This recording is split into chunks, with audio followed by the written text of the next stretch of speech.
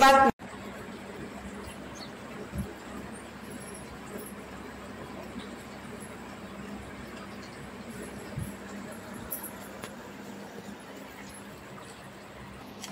नमस्कार. लक्ष्मी महोत्सव सध्या सुरू आहे आणि याची तयारी कशी आहे आणि किती दिवसाचा हा उपक्रम असतो या सगळ्यांची माहिती आपण घेण्यासाठी आलो.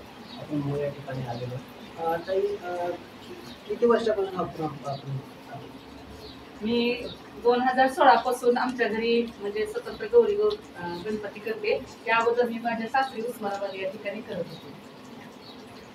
हा उत्सव 3 दिवस असतो. पहिल्या दिवशी गौरीचं आगमन होतं. प्रत्येक घराघरामध्ये अगदी स्वच्छता करून खूप उत्साहामध्ये रांगोळ्या, फुलांची सजावट, डेकोरेशन करून गौरींचं स्वागत केलं जातं. अगदी दारातल्या तुळशीपासून गौराई घरामध्ये आणल्या जातात. त्या ठिकाणी सर्व कुटुंब प्रमुख या उत्सवाच्या मध्ये सोहळ्यामध्ये सहभागी होतात. आल्यानंतर गौराईला आपल्याकडे भाजी भाकरी, काही भागामध्ये मुरड घातलेले गुळ खोबऱ्याचे काढवले देऊन नैवेद्य दाखवण्याची पद्धत आहे. आरती होते आणि त्यानंतर गौरींची घरामध्ये 3 दिवस प्रतिष्ठापना होते. याच्यामध्ये दुसऱ्या दिवशी गौरी पूजन असतं, ज्या ठिकाणी प्रत्येकाच्या आपापल्या पद्धतीनुसार कुठं 16 भाज्यांचा नैवेद्य, कुठं पुरणपोळी, कुठं सांज्याची पोळी, असे विविध प्रकारचं सगळं सुग्रास भोजनाचं या ठिकाणी गौरी गणपतीला नैवेद्य दाखवला जातो. त्यानंतर दिवसभर त्याच्या समोर वेगवेगळ्या प्रकारची विविध आरास केली जाते. या आरासीमध्ये आम्ही सुद्धा 1 वर्षी कोविड काळामध्ये कोरोना आणि त्याचं रक्षण करणारे पोलीस आणि डॉक्टर यांचा देखावा केला होता. त्यावेळेस रंगीला गणेशोत्सवमुळे यांच्यातर्फे आम्हाला बक्षीसही मिळालं होतं.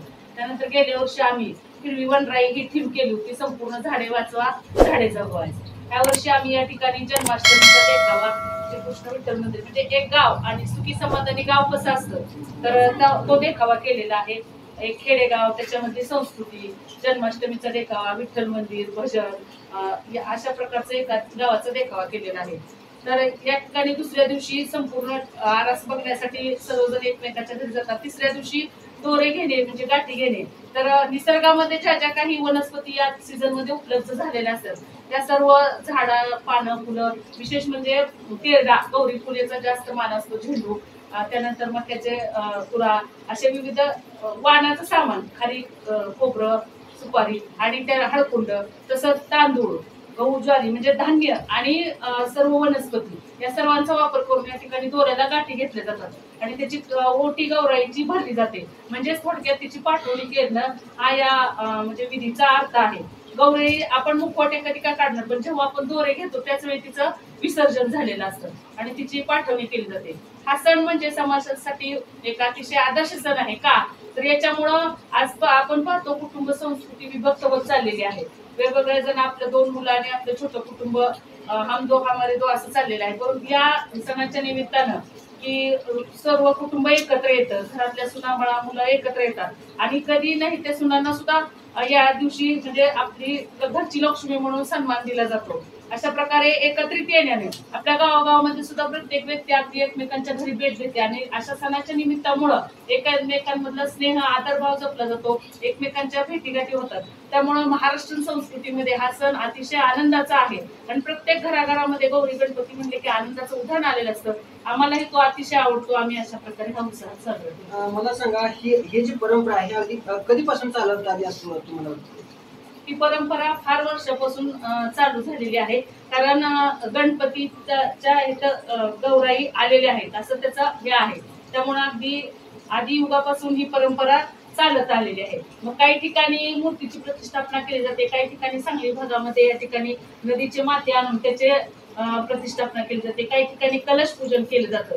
वेगवेगळं म्हणजे खरं तर एक नांदायला गेलेली मुलगी सासरहून माहेरी येते आणि तिचं माहेरामध्ये कोड कौतुक होतं, अशी याच्या पाठीमध्ये थोडीशी संकल्पना आहे. ताई, तुमच्यात असतात महालक्ष्मी? मला फार आवडतात महालक्ष्मी. मी पण लय इतकं काम करते पण संध्याकाळ माझा थकवा जातो. इतकं काम करते, मिठाई पण संध्याकाळ घरी आणते, भाजी भाकर करून लय मस्त करते मी सगळं. माझा कंटाळा जातो.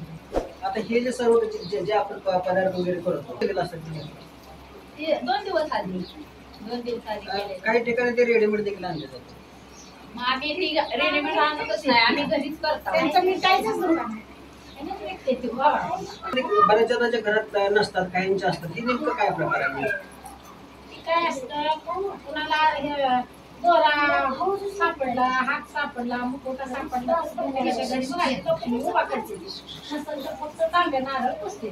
ती परंपरा पहिल्यापासून चालत असली तरच ती लक्ष्मी उभा करते, ती नाही तर नाही. असं सेवा धर्माची लय आवड आहे, त्यामुळे मी कळस पूजन करून गौरी पूजनाचं स्थापन करून आनंदानं तिचं सजावट करून आनंदानं तिची सेवा करून आरती वगैरे करून नवदेवत पूर्णाचा दाखवला, मोदकाचा दाखवला, आनंदानं तिला उभा केला. कशी असली की जी तुम्ही खाद्यपदार्थ कशी तयार करता किंवा जी त्या महालक्ष्मी समोर जी काय आधिकावर ठेवला असते त्याबद्दल काय सांगता? जे आम्ही पदार्थ करतो ते घरातच करतो, त्याच्यात एक करण्यात आनंद मिळतो. आणि आता जी महालक्ष्मी पूजा जी आरास केलेली असते ती कशा पद्धतीने आपण सजवतो म्हणजे आमचं एकत्र कुटुंब आहे, ते आम्ही सगळे मिळून म्हणजे नाही का कुठले वेगळे देखावे बघून ते आम्ही सादर करतो.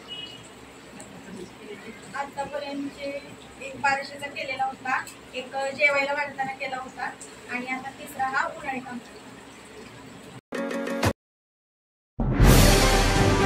आजच आपल्या लक्षवेध न्यूज नेटवर्क या चॅनलला सबस्क्राईब करा, व्हिडिओला लाईक करा.